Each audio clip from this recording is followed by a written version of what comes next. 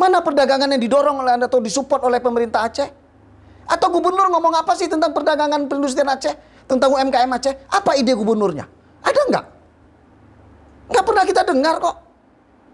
Ini mohon maaf saya bilang, dari 2017 sampai 2024 ini 7 tahun, tentang stunting yang program nasional Aceh 3 besar juga, tidak ada kok uang dari pemerintah Aceh. Yang ada dari pemerintah pusat. Jadi kan yang kita pakai sekarang penurunan angka kemiskinan, selalu BPS. Nah BPS berdasarkan survei dia.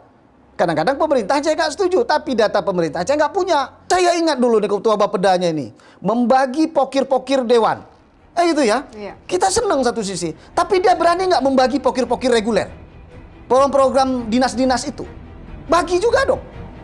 Jangan otak culas begitu. Nah ini kan tetap dipertahankan dia nih. Ketua Bapeda yang begini nih modelnya nih. Coba.